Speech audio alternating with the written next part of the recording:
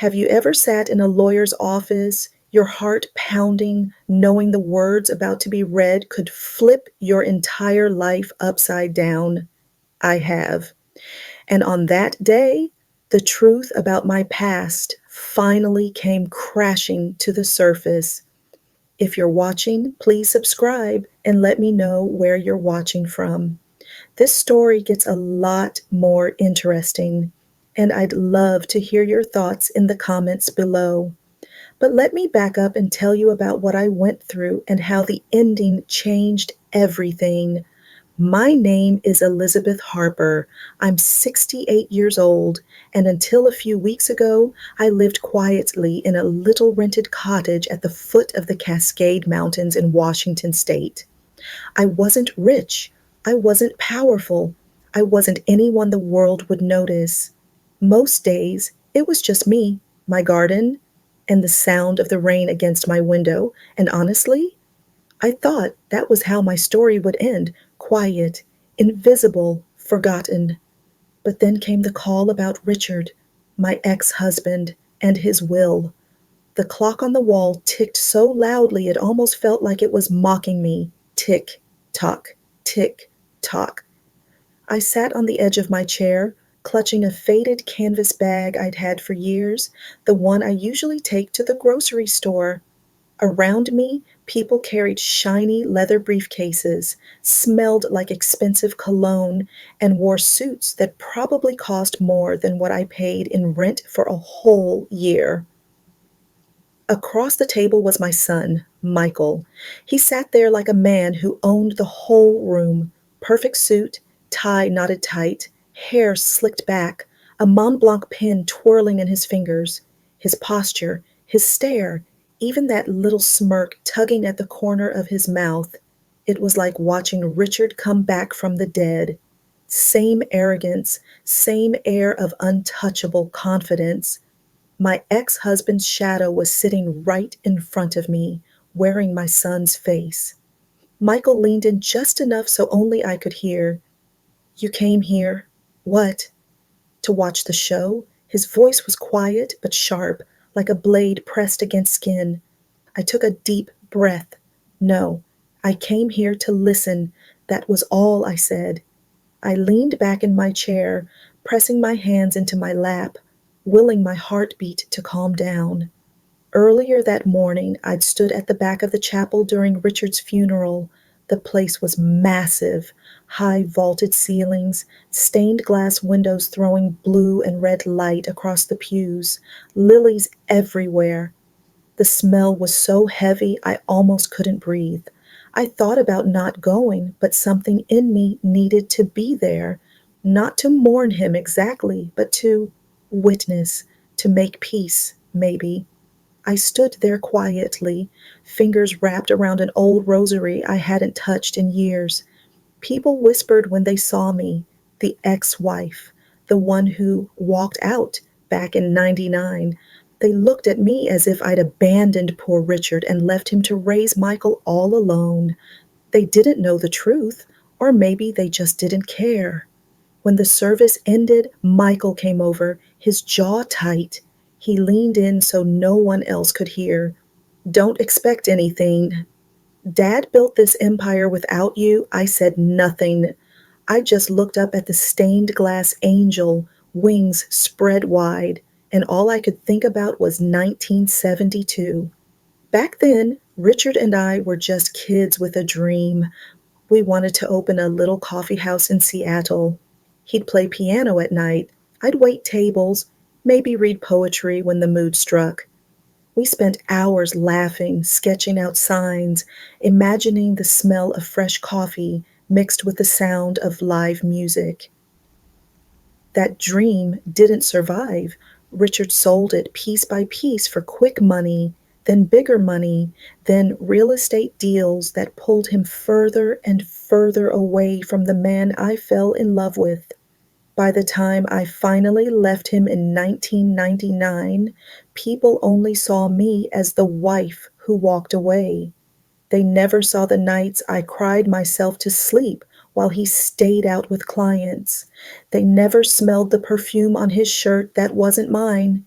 They didn't see me folding up our dream like an old napkin and shoving it in a drawer, trying to survive. They saw me leaving. End of story.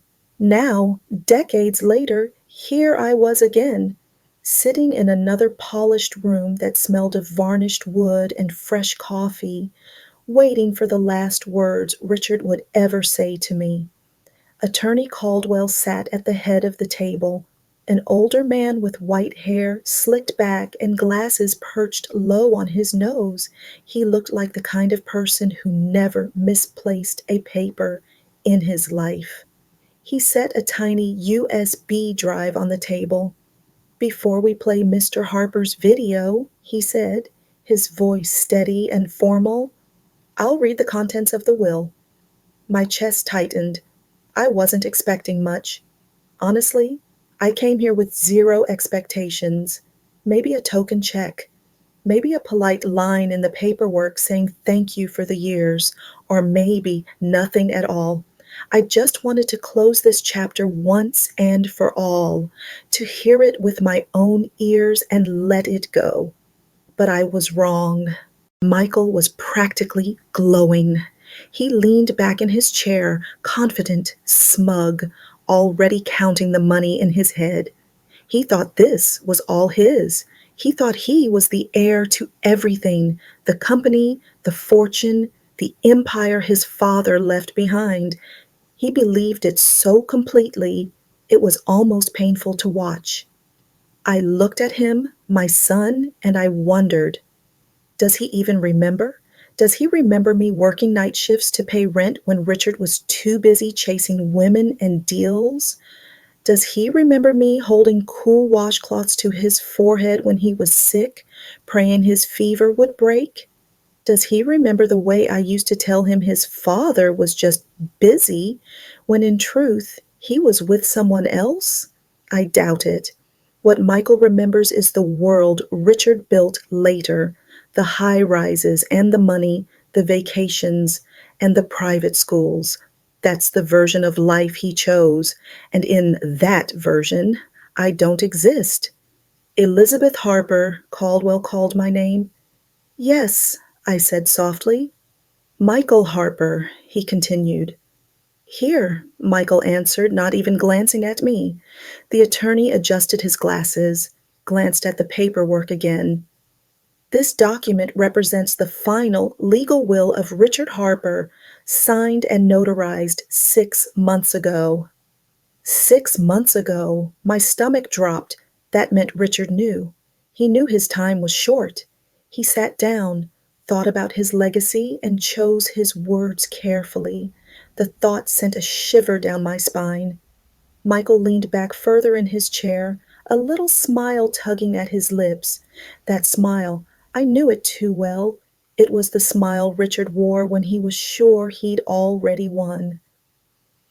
I closed my eyes for a moment, and in that silence I heard it again, the sound of the piano Richard used to play for me in our tiny apartment all those years ago.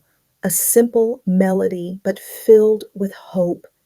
I whispered to myself, "Richard, what are you going to say?" And then Caldwell cleared his throat. The will was about to be read. Caldwell adjusted his glasses, cleared his throat, and began to read. The room went quiet, so quiet you could hear the faint hum of the air conditioning in the ceiling.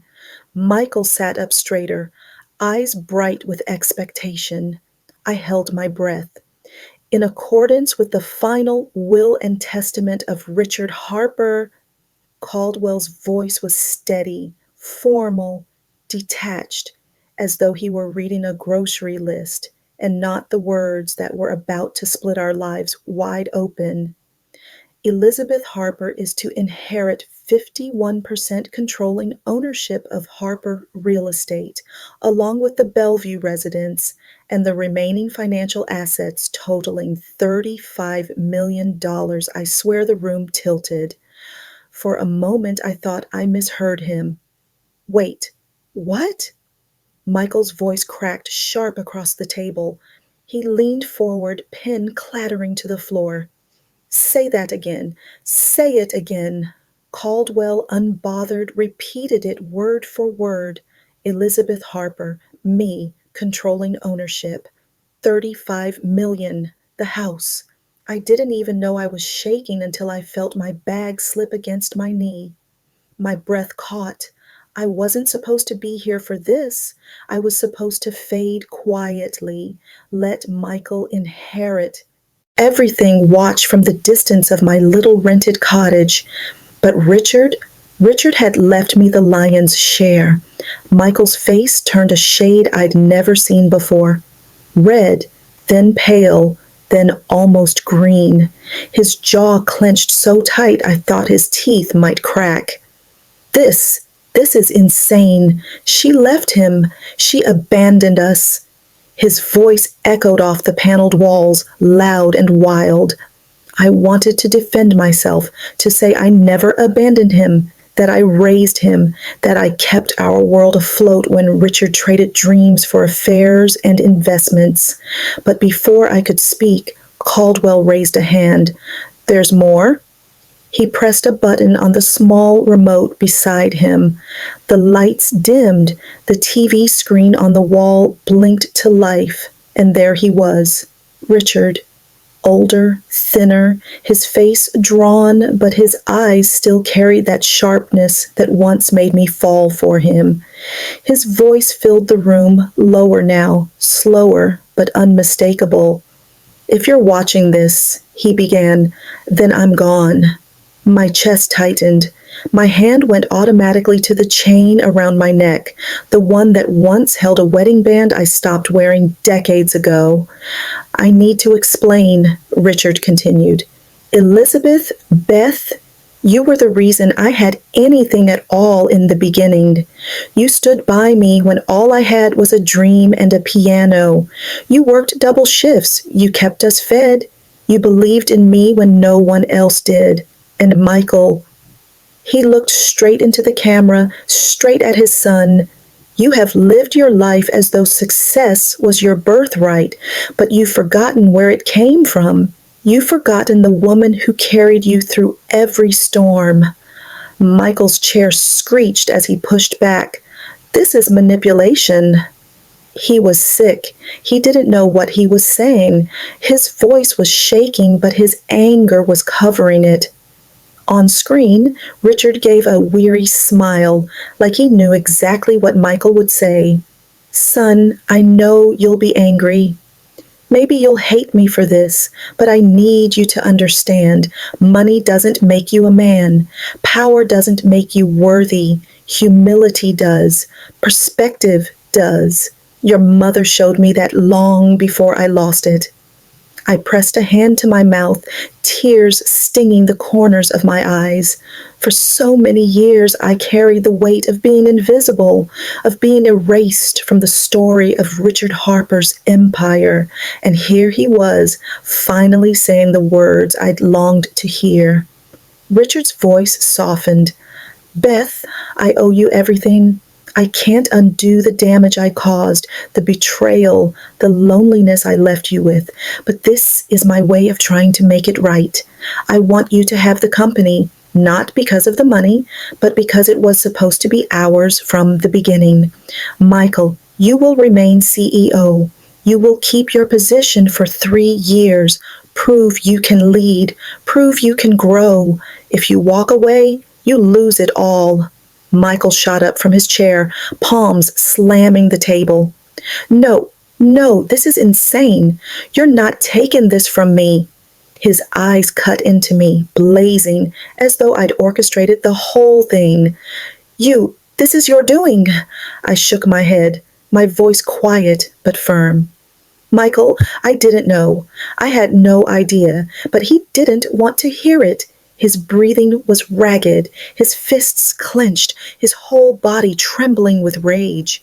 For a moment I saw the little boy he used to be, angry because I told him no more candy, stomping his foot in protest.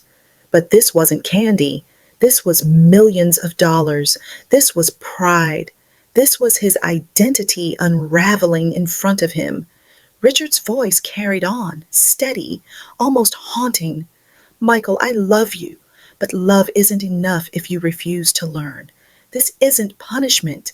It's the lesson I never taught you when I should have. The video ended. The screen went black. Silence. All I could hear was the tick of that same wall clock, reminding me that life, no matter how heavy the moment, just kept moving. Michael stood frozen, chest heaving. Caldwell shuffled papers, unfazed. And me?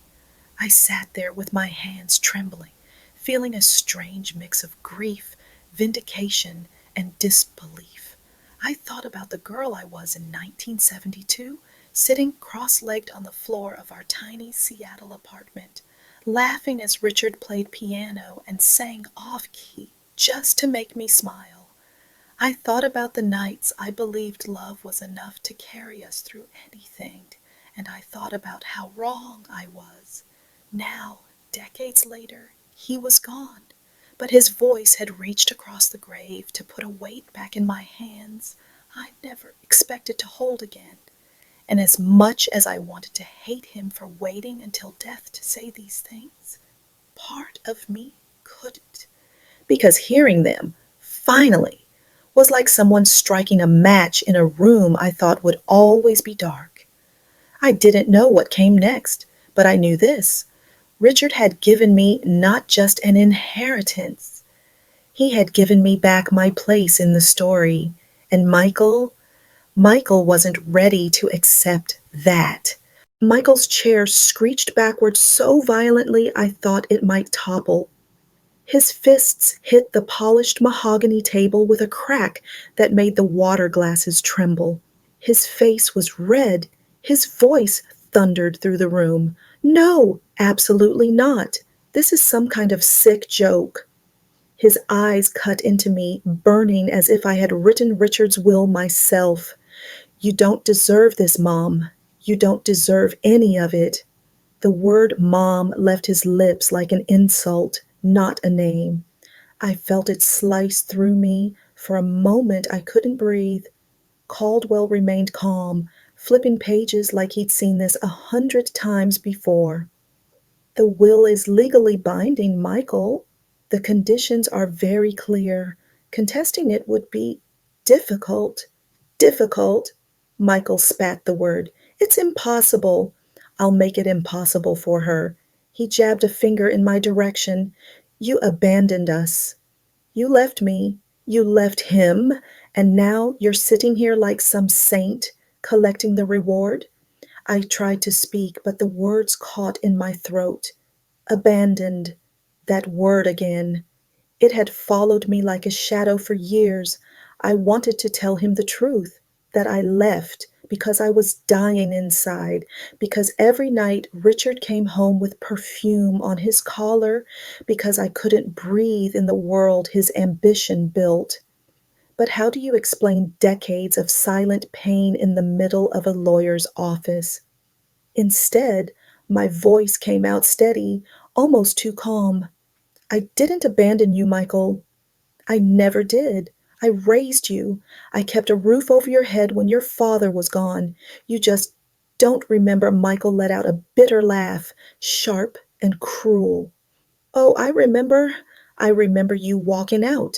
I remember Dad sitting at the table, drinking scotch, saying you didn't care about us. That's what I remember.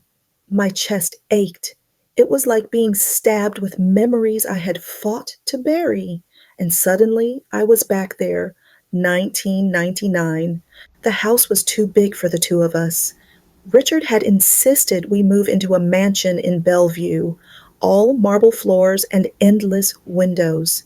To him, it was proof he'd made it. To me, it was an empty cathedral echoing with loneliness. I remember the night I left. The rain pounded against the glass. Richard was late again.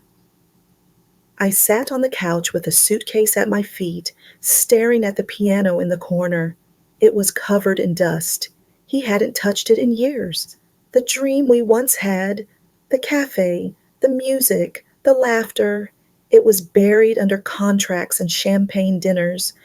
When he finally walked in, he didn't even notice the suitcase. He tossed his coat on the chair, loosened his tie, poured himself a drink. I asked him where he'd been. He told me not to start. I asked him if she was worth it. He said nothing. That silence was louder than any confession. I stood there shaking, my hands gripping the handle of the suitcase. I can't do this anymore, Richard. He laughed, actually laughed. You think you'll make it out there? You've had it easy, Beth. Everything you have is because of me. And something inside me snapped. Years of swallowed words, of lonely nights, of pretending everything was fine for Michael's sake, they all boiled up at once. Everything you have is because of me, I shouted. I worked, I sacrificed, I gave up my dreams so you could chase yours. And now I'm nothing to you but a name on a piece of paper. His face hardened. Then go. So I did. I picked up that suitcase and I walked out. Michael was in his room, door closed, music blasting through his headphones. I thought he'd understand one day. I thought he'd grow up and see the truth. But he didn't. He only saw what Richard wanted him to see, that I walked away. Back in Caldwell's office, the memory burned fresh as if no time had passed at all. My hands trembled, but I forced myself to look Michael in the eye. I didn't leave you, Michael, I whispered. I left him. There's a difference, but he wasn't listening. He was pacing now, ranting, his words tumbling over each other. This company is mine, my birthright. I've given my life to it. You think you can walk back in after 25 years and just take it? Caldwell interjected, his voice firm. Michael, your father appointed you CEO. You'll retain that role. But your mother is majority owner. That's the structure. Michael's head snapped toward him. Structure? Structure? His fist slammed the wall. I'll fight this. I'll fight both of you. I don't care what it takes. I could feel his anger pulsing through the room, choking the air. Part of me wanted to reach out, to hold his face in my hands like I did when he was little, to tell him it was going to be okay. But another part of me knew it wasn't okay. Not for him, not for me, not yet. The truth was out now. The balance of power had shifted and Michael couldn't bear it. Caldwell calmly closed the folder. The will is airtight. You can fight it if you wish, but it won't change the outcome. The assets, the company, the house, they belong to Elizabeth. Michael's eyes met mine again, full of rage and something else, something I recognized but hadn't seen in years. Fear. For a moment, I saw the boy he once was, scared of losing everything, desperate to be enough, and my heart cracked all over again. But then he blinked, and the fear hardened back into fury. This isn't over, he hissed. He snatched his jacket from the chair and stormed out, the door slamming so hard the glass rattled. The room fell silent. My pulse thundered in my ears. Caldwell adjusted his glasses, calm as ever. Mrs. Harper, he said almost gently, you may not realize it yet, but what your husband left you is more than money. It's a statement. I sat there staring at the black TV screen that had just shown Richard's face. My ex-husband had broken me once. Now, in death, he had handed me the keys to an empire I never asked for. And my son, my only son, looked at me like I was the enemy. I didn't know if I should laugh or cry. So I did neither. I just sat there, caught between the wreckage of the past and the weight of the future, wondering what the hell I was supposed to do next. The silence after Michael left was deafening. The door slammed so hard I swore the glass pane shook in its frame. But what lingered was worse, the echo of his words. You don't deserve any of this. I sat there frozen, hands pressed to my lap, eyes locked on the table as if the polished wood could answer the question swirling in my head. My son hated me. He didn't just resent me, he hated me, and not for the mistakes I made, but for the lies he'd been told, the version of me he'd carried for decades. Caldwell cleared his throat softly. Mrs. Harper. His voice was low, almost fatherly. You need to prepare yourself. Michael may try to contest this, but your husband's documentation is solid. The recordings, the signatures, it's ironclad. I nodded, though my throat was tight. I don't care about the money, I whispered. I care about him, about my son. Caldwell gave me a long look, then closed the folder. Sometimes people can't hear the truth until life forces them to. Richard, Richard tried to give him that chance. I wanted to believe that. I wanted to cling to the idea that maybe someday Michael would understand. But in that moment, all I could see was the anger in his eyes, the same anger Richard once carried whenever he felt cornered. I gathered my things and left the office. The hallway felt longer than it was, each step heavy, my bag bumping against my leg. Outside, the Seattle rain had started again, steady and cold. I pulled my coat tighter and stepped into it, letting it soak into my hair, my skin. It almost felt cleansing, like the sky was trying to wash the weight off my shoulders. But Michael was waiting. He was leaning against his sleek black car, arms crossed, rain dripping off his shoulders. His tie was loose, his jaw set. He looked like a man ready for war. Don't think this is yours forever, he said the second I stepped outside. His voice was sharp, but beneath it I heard the tremor. I'll find a way to take it back. You won't run this company.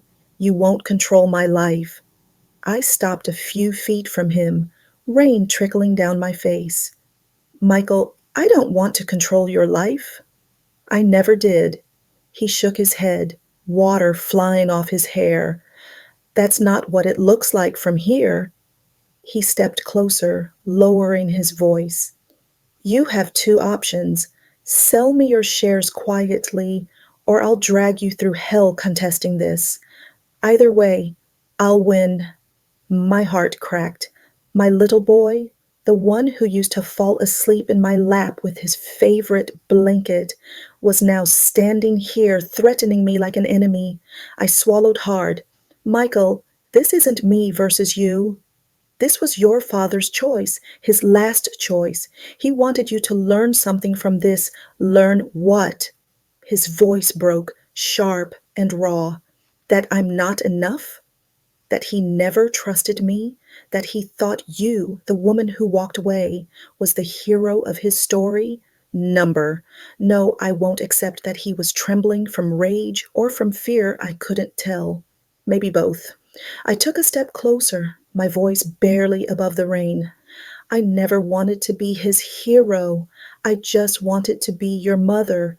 For half a heartbeat, I saw something flicker in his eyes, hurt, vulnerability, the little boy buried deep inside, but it vanished as quickly as it came, walled up behind fury. This isn't over, he said again, cold this time, final. He yanked the car door open, slid inside, and with a roar of the engine, he was gone, tail lights bleeding red into the rain. I stood there in the downpour, shaking, watching the road until there was nothing left to watch. That night, back in my tiny cottage at the foot of the Cascades, I sat in the dark with only a single lamp glowing. The rain tapped against the windows, steady as a heartbeat. On the table in front of me lay Richard's letter, the personal one Caldwell had handed me after the reading. I hadn't opened it yet. My hands hovered over the envelope. Part of me wanted to rip it open, to see what else he had to say, to dig through the ashes of our past for one last ember of truth. But another part of me was terrified, terrified that his words would undo me, that they would reopen wounds I'd stitched closed decades ago. I poured myself a cup of tea, sat back, and stared at the envelope. All I could hear was Michael's voice echoing, "You abandoned us. You don't deserve this." I closed my eyes, and once again, I was back in 1999. That night I left, after Richard told me to go, I stood in the doorway with my suitcase. Michael's music still pounded from his room upstairs. I remember thinking, I can't take him with me, not like this. He was too young. He needed stability. He needed his father, or at least what he thought his father was. So I walked out alone. I told myself it was temporary, that I'd come back for him when the dust settled. But the dust never settled. It only grew thicker until it buried me in silence. And Richard, oh, Richard, he spun the story the way only he could. I was the villain, the deserter, the woman who chose herself over her family. Michael grew up believing it, carrying it like a badge of loyalty. Back in the present, I opened my eyes to the soft glow of the lamp. The letter was still there, untouched. I picked it up, weighed it in my hands, then set it back down. Not tonight. I wasn't ready. What I was ready for, though, was the truth. The ugly, painful truth that no matter how much money, power, or apology Richard had left me, I had lost something greater. I had lost my son, and maybe, just maybe, that was the real battle I'd have to fight. Not in courtrooms or boardrooms, but in his heart. I didn't know if I could win it. But I knew one thing for sure. I wasn't going to walk away this time. Because this story wasn't over. Not for me. Not for him. The first time I walked up the stone steps of the Bellevue house, I felt like I didn't belong there. My shoes echoed against marble that seemed too clean, too perfect, like it had never been walked on by real people. The key turned smoothly in the lock, but my hand trembled as I pushed open the heavy oak door. The air inside was cool, scented faintly with lemon polish. It was the kind of place you saw in glossy magazines, the high ceilings, the spiral staircase, the grand chandelier dripping with crystals. And yet, underneath all that shine, it felt empty. I set my bag down by the door, the same faded canvas bag I'd carried for years, and just stood there.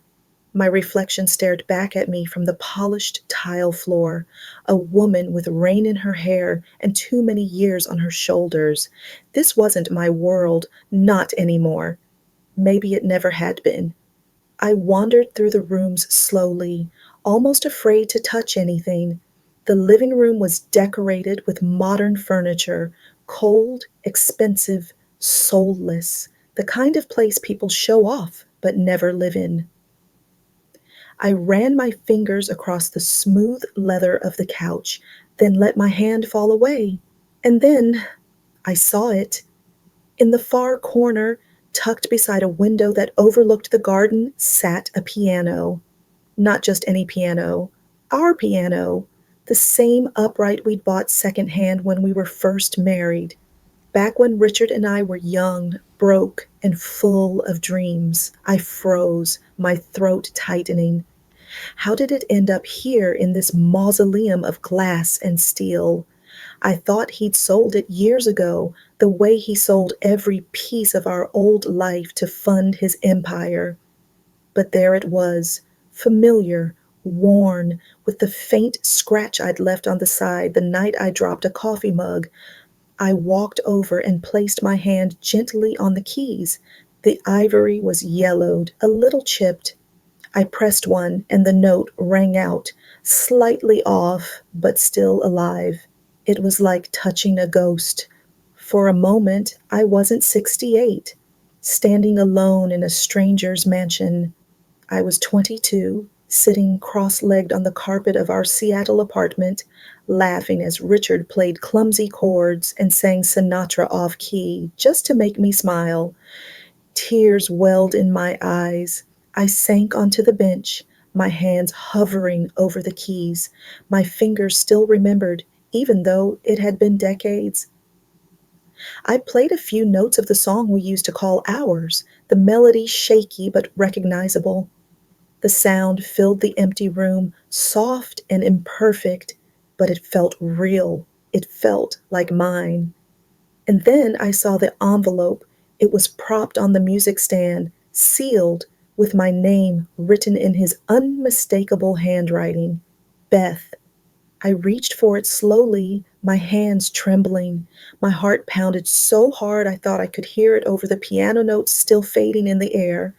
I turned the envelope over in my hands. Heavy paper. A little smudge of ink where his pen must have hesitated. I didn't open it right away. I just sat there, staring at it, the weight of years pressing down on me. Part of me was angry, angry that he waited until now, after he was gone, to say what should have been said decades ago. But another part of me was terrified because whatever was inside could change everything or nothing at all. Finally, I slid a finger under the flap and broke the seal. The paper inside was thick, folded neatly. I unfolded it slowly, my eyes scanning the first line. Beth, it began, if you're reading this, I'm already gone.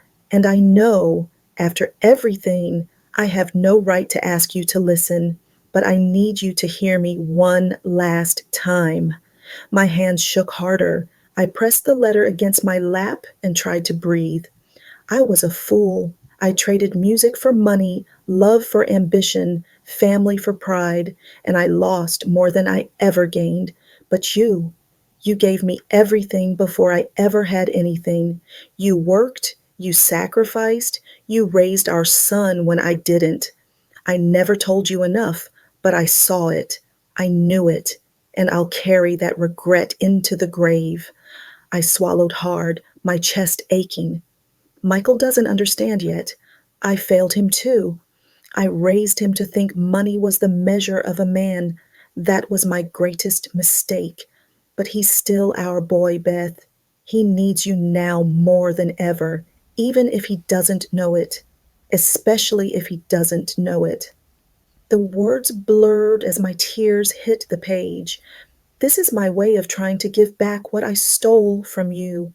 The company, the house, the money. It's not a gift, it's restitution. But more than that, it's my confession. I'm sorry for breaking us. I'm sorry for breaking you.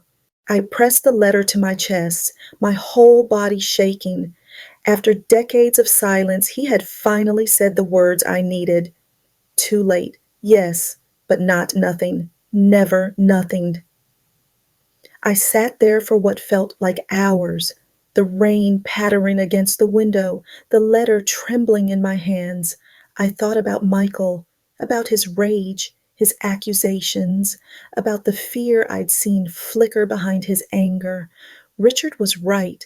Michael didn't understand yet, but maybe one day he would. Maybe this letter, this house, this piano, maybe they weren't just for me. Maybe they were for him too. I laid the letter gently back on the music stand and rested my hands on the keys again. The melody came back, piece by piece, until the room was full of music. It wasn't perfect, but it was alive, and for the first time in years, so was I. But even as I played, a question pressed at the back of my mind, refusing to let go. What does a woman do with an inheritance like this? Money, power, apologies carved too late into paper. What do you do when the past won't let you go and the future feels like a storm you're not ready to face? I didn't have the answer yet. All I knew was this: the story wasn't finished, not by a long shot. The first few notes stumbled, my fingers stiff with age and memory. But then, slowly, like an old friend returning, the melody came back. It was the song Richard used to play for me in that tiny Seattle apartment when we were young and broke, sitting on the floor with takeout boxes as our only furniture. A simple tune, clumsy at first, but full of hope. He'd sing off key, and I'd laugh until my stomach hurt. Now here I was, decades later, my hands trembling across the same keys, filling this cavernous house with that same imperfect music. Only this time I was alone. The sound echoed off marble and glass, climbing up the high ceilings, swirling down the staircase, wrapping around me. It was haunting, beautiful, painful. I closed my eyes, letting it carry me back to who we were before ambition poisoned us, before betrayal cracked us open, before Michael grew up with walls I couldn't break through. I don't know how long I played. Time slipped away, maybe minutes, maybe hours, but when I finally stopped, the silence that followed was heavy, almost sacred. I laid my hands flat on the keys, breathing hard. My tears had dried, leaving salt on my cheeks. In that moment, I realized something. This house, this company, this money, it wasn't a victory. It wasn't revenge. It wasn't even justice. It was a responsibility. Richard's letter had said it plain. He wasn't leaving me a gift. He was leaving me restitution, an attempt, too late, but an attempt nonetheless to put something back into the life he'd stolen from me. And Michael, God, Michael, my son. He didn't see it yet, but this was for him too. Not the money, not the power, the lesson, the hope that one day he'd understand humility, sacrifice, love that doesn't keep score. I wiped my eyes, folded the letter carefully, and slid it back into the envelope. My hands lingered on the paper. You should have said this while you were alive, Richard, I whispered. But thank you. At least you said it now. I leaned back on the piano bench, staring out the tall window at the rain streaking down the glass. For years, I'd wondered what closure would look like. I thought it might be anger or triumph or maybe even vengeance, but it wasn't. Closure, I realized, was quieter. It was sitting alone in a room, playing a half-broken piano, finally hearing the apology you'd been waiting for all your life, even if it came too late. And yet, even with that peace washing over me, there was something else, a weight, a question pressing against the edges of my mind. What do I do now? What do I do with $35 million, with a company I never asked for, with a house that feels more like a museum than a home? What do I do with a son who looks at me like I'm the enemy? I had no answers, just the sound of rain. I stood slowly, my knees stiff, and walked through the house again. Room after room gleamed with wealth, but none of it felt alive. Not until I stopped in front of the piano again. That was the only thing here that belonged to me, the only thing that felt real. I touched the keys once more, letting a single note ring out into the empty air. It lingered, pure and fragile, before fading into silence, and that's when it hit me. Maybe this wasn't the end of the story. Maybe it was just another beginning. Richard had left me power. Michael had left me anger. And I was standing in the middle, holding both, unsure which path to take. Would I fight Michael in court? Would I sell the company and walk away? Would I try to rebuild something with him before it was too late? I didn't know. All I knew was that life had handed me back a voice I thought I'd lost, and I wasn't going to waste it. I closed the lid of the piano gently, like saying goodbye to an old friend, and whispered into the stillness, "This isn't over." Because it wasn't. Not for me, not for Michael, not for the legacy of the life I'd once left behind.